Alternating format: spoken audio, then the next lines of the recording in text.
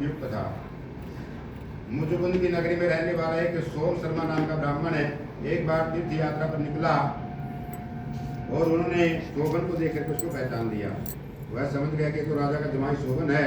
उनके पास में वे शोभन भी उन ब्राह्मण को पहचान करके उनके पास आए और उनको बैठने के लिए आसन आदि दिया, प्रणाम आदि करके उनसे कुशलता का प्रश्न किया।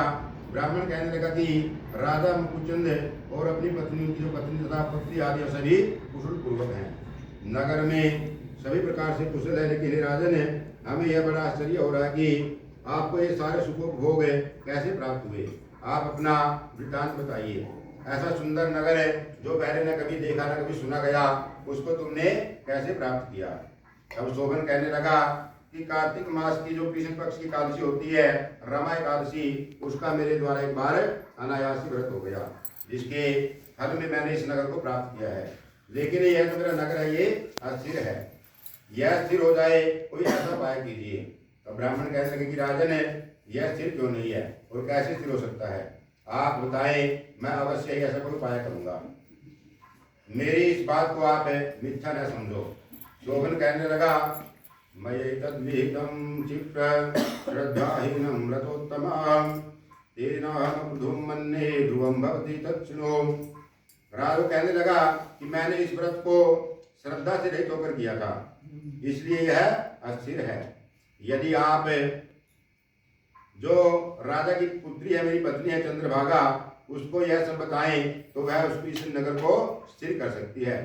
ऐसा सुनकर के वह श्रेष्ठ ब्राह्मण अपने नगर में लौटा और जो चंद्रभागा थी उसको सब कुछ बताया। ब्राह्मण के वचन के अनुसार चंद्रभागा बड़ी प्रसन्नता से ब्राह्मण देवता से कहने लगे, ब्राह्मण देवता, ये सब बातें आपने प्रत्यक्ष देखी हैं या फिर स्वप्न की बात कर रहे हैं। ब्राह्मण कहने लगे, पुत्री, मैंने महावन में तुम्हारे पति को प्रत्यक्ष देखा है, साथ ही किसी से जो न जीता जा सके ऐसा नगर उसको प्राप्त हुआ, यह भी मैंने देखा है। चंद्रभागा कहने लगे, देवी प्रदेवता, आप कृपा करके मुझे उस स्थान पर ले चलिए। मुझे पति देव के दर्शन की तीव्र लालसा है।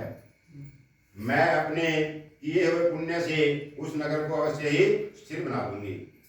आप ऐसा कार्य कीजिए जिससे उनका और मेरा संयोग हो जाए, क्योंकि वियोगी को मिला देना बहुत ही पुण्य फल देने वाला होता है।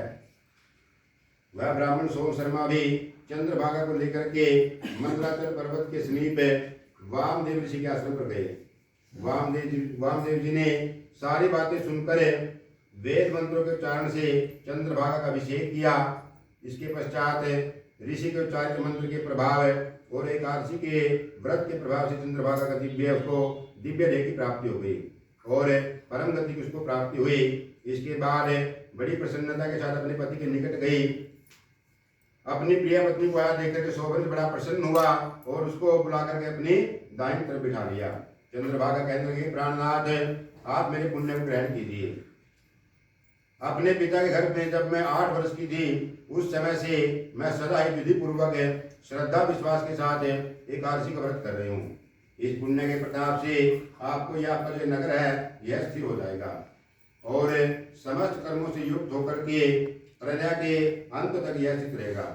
इस प्रकार चंद्रभागा भी दिव्याभूषणों और वस्त्र आदि से सुसज्जित होकर के अपने पति के साथ वहां पर आनंद पूर्वक रहने लगी। भगवान श्री कृष्ण कहते हैं कि राजन, यह मैंने तुम्हें रमा एकादशी का महात्म्य सुनाया। जो मनुष्य इस एकादशी के व्रत को करते हैं उनके ब्रह्म इत्यादि समस्त पाप नष्ट हो जाते हैं।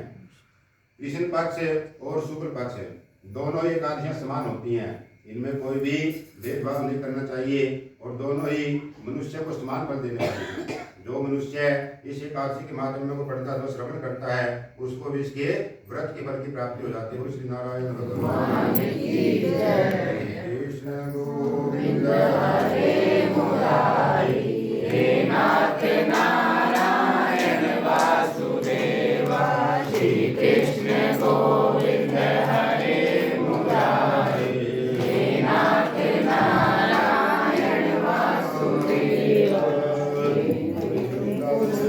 लाल की एक और